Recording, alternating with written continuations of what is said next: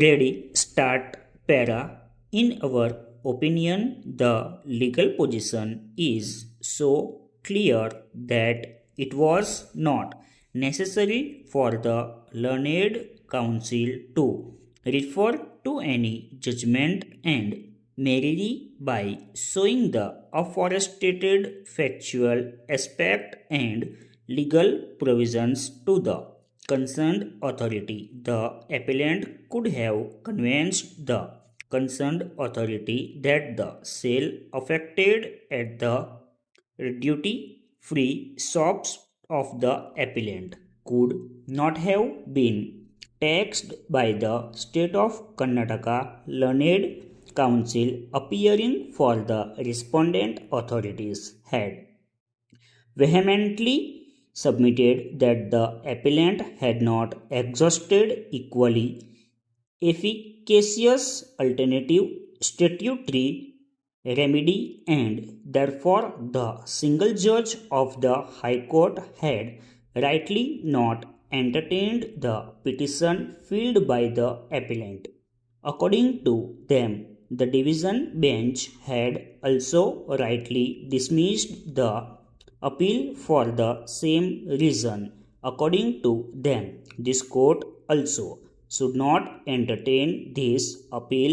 It is true that the appellant had rushed to the High Court without exhausting equally efficacious alternative statutory remedy. In our opinion, the learned single judge of the High Court was also right when he directed the appellant to move the statutory appellate authority in normal circumstances.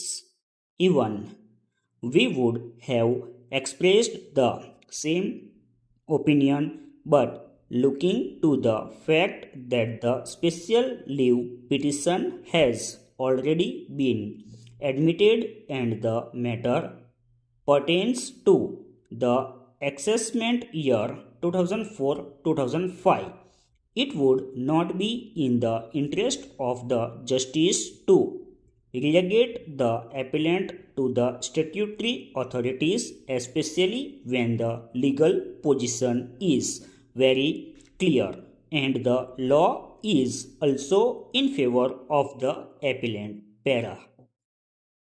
The learned counsel appearing for the respondent had submitted that the sale would not be taxed under the Act only if it occasions in the course of import, but the transactions of sale which are subject matter of this litigation had not taken place in the course of import and therefore they would not be exempted under the provisions of Section 5 of the Central Act.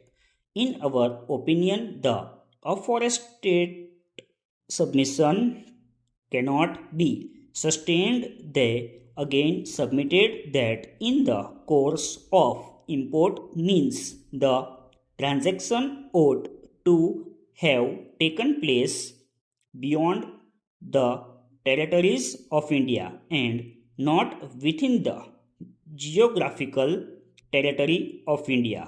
We do not agree with the said submission when any transaction takes outside the customs frontiers of India.